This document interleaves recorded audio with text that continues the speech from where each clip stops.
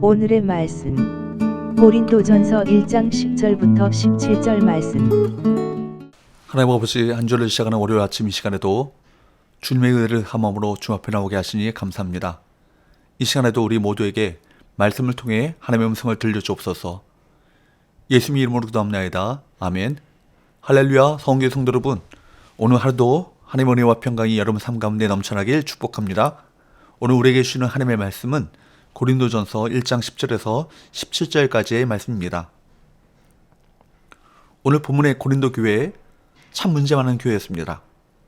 그런데 사도 바울이 고린도 교회의 여러 가지 문제들을 거론하면서 제일 먼저 거론한 문제가 뭐였습니까? 교회의 분쟁, 분파의 문제에 대해서 말했습니다. 그리고 고린도전서 1장부터 4장까지 아주 많은 분량을 할애해서 이 분쟁의 문제에 대해 집중적으로 다루고 있습니다. 말하자면 바울은 고린도 교회를 흔들어 놓은 세속화의 제일 큰 위험을 뭐라고 생각했습니까? 바로 고린도 교회 교인들 사이에 일어났던 분쟁이라고 생각했습니다.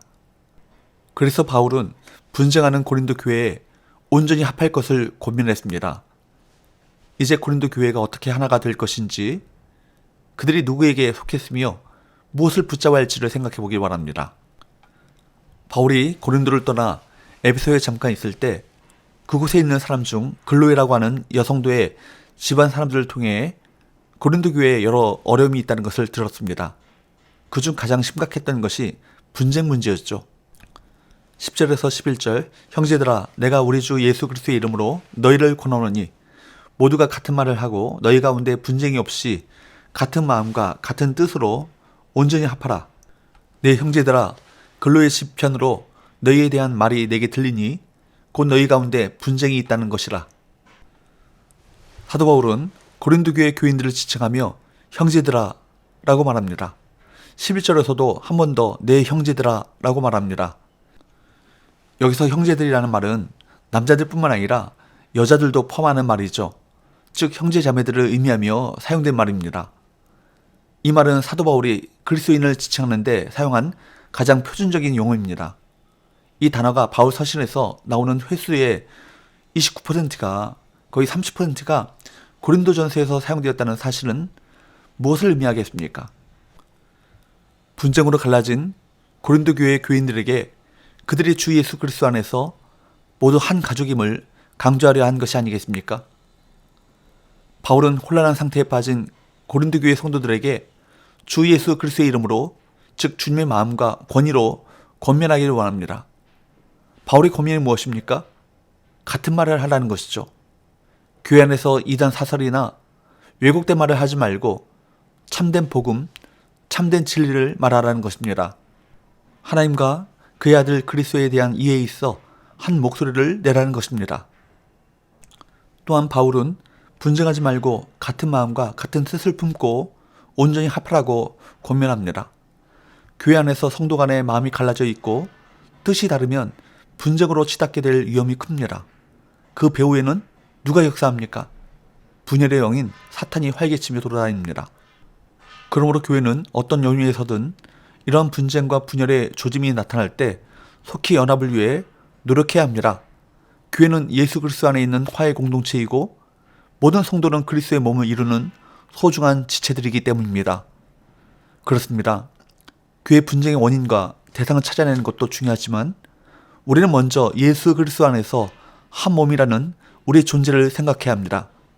우리는 그리스도의 십자가 희생으로 이미 하나가 되었기에 그 하나됨을 지키기 위해 힘써야 하는 것입니다.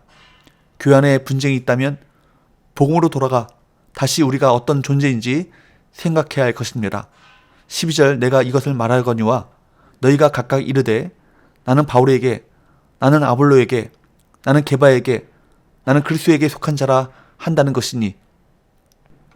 고린도 교회는 4개의 파벌이 있었습니다. 바울파, 아볼로파, 게바 즉 베드로파, 그리스도파로 나뉘었습니다. 그들은 특정 지도자를 선호함으로 파벌을 형성하고 새로운 교인들에게 세례를 줌으로 각자의 세력을 확장하려 했습니다. 바울은 이런 현상을 안타까워하며 특히 자기의 이름을 내건 바울파를 의식하고 13절에서 이렇게 말합니다. 13절, 그리스도께서 어찌 나뉘었느냐? 바울이 너희를 위하여 십자가에 못 박혔으며 바울의 이름으로 너희가 세례를 받았느냐? 이 반문에는 교회는 다름 아닌 십자가 공동체이며 그리스도의 이름으로 세례를 받은 세례 공동체라는 암시가 깔려 있습니다. 그러므로 이 공동체는 분열될 수 없습니다. 그리스도의 십자가 희생이 영적 세례를 통해 모든 신자를 그와 연합하게 했고 이 연합을 통해 그들을 하나로 만들었습니다.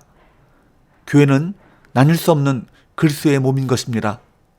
그리고 자신의 이름을 내건 바울파를 의식한 바울은 자신이 십자가에 못 박히지 않았으며 자신의 이름으로 세례를 베풀지 않았다고 했습니다. 그래서 바울은 그리스도와 가이오를 제외하고 어느 누구에게도 세례를 베풀지 않은 것을 하나님께 감사한다고 말합니다. 14절에서 16절 나는 그리스도와 가이오 외에는 너희 중 아무에게도 내가 세례를 베풀지 아니한 것을 감사하노니 이는 아무도 나의 이름으로 세례를 받았다 말하지 못하게 하려 함이라. 내가 또한 세바나 집 사람에게 세례를 베풀었고 그 외에는 다른 누구에게 세례를 베풀었는지 알지 못하노라. 그리스도는 사도행전 18장 8절 말씀을 보면 고린도의 회당장으로 이 지역의 첫 회심자들 중에 하나였습니다. 가이오 역시 초기 회심자였는데 고린도 교회를 위해 자신의 집을 예배처로 내어주고 사도들을 돌보았던 인물이죠. 이것이 로마서 16장 23절에 나오고 있습니다. 바울의 감사는 뭡니까? 자기가 만일 많은 사람에게 자기 이름을 가지고 세례를 베풀었다면 그것을 근거로 자기 이름을 내세우는 행동을 하게 되지 않았을까? 그런 우려 때문이죠. 또 바울은 가족 단위로는 스데반의 집 사람 외에 다른 사람에게 세례를 준 기억이 없는 것을 다행으로 여깁니다. 모든 성도는 예수 그리스도의 이름으로 세례를 받아 예수님과 연합해 그분께 속해 있습니다. 그분 안에서 하나님이 주신 은혜와 복락을 함께 누리게 되었습니다. 우리는 모두 예수님께 속한 자로서 오직 그분만을 위해 충성해야 할 것입니다. 바울은 예수 그리스도께서 자신을 보내신 목적을 분명한 어조로 천명합니다. 17절 그리스도께서 나를 보내심은 세례를 베풀게 하려 하심이 아니요 오직 복음을 전하게 하려 하심이로되 말의 지혜로 하지 아니함은 그리스도의 십자가가 헛되지 않게 하려 함이라. 바울은 주님이 그를 고린도 교회로 보내신 것이 세례를 베풀기 위한 것이 아니라 복음을 전하게 하기 위해서 자기를 보내셨다고 그렇게 말합니다. 그는 복음을 전할 때 말의 지혜, 곧 말재주나 세상의 철학으로 또 사상으로 하지 않았다고 말합니다. 이는 복음의 능력을 믿기 때문이며 그리스도의 십자가를 헛되지 않게 하려는 것이었습니다. 고린도 교회 성도들처럼 세상의 지혜를 더 가치 있게 여겨서는 안 될 것입니다. 그것이 분쟁의 원인이 되었습니다. 우리는 바울처럼 오직 복음이 하나님의 능력임을 믿고 복음을 최고의 가치로 여겨야 합니다. 교회는 세상의 지혜와 방법이 아니라 오직 복음을 붙들어야 합니다. 이를 위해 성경으로 돌아가 말씀을 배우고 확신하고 그 안에 거해야 할 것입니다. 교회는 예수 그리스도를 믿어 그분께 속해 하나된 공동체입니다. 그러므로 분쟁하지 말고 에베소서에서 말씀하신 것과 같이 성령이 하나 되게 하신 것을 힘써 지켜나가고 오직 복음만을 붙잡는 저와 여러분 되시기를 주님으로 축복합니다. 기도합시다. 하나님 아버지, 우리가 예수 그리스도 안에서 같은 말을 하고 같은 마음, 같은 뜻으로 온전히 하나 되게 하여 주옵소서. 오직 하나님의 말씀만이 선포되게 도와주시고 하나님의 말씀만이 교회를 이끌어가게 하여 주옵시고 하나님의 말씀만이 모든 사람의 생각을 잠잠케 하여 주옵소서. 끝없이 다투고 분쟁하고 분열이 있는 곳에 일치와 연합을 이뤄가는 화목케 하는 성도들이 되게 하여 주옵소서. 복음과 그리스도의 십자가 안에서 치유와 회복과 하나됨이 있게 하여 주옵소서. 예수님의 존귀하신 이름으로 기도하옵나이다. 아멘.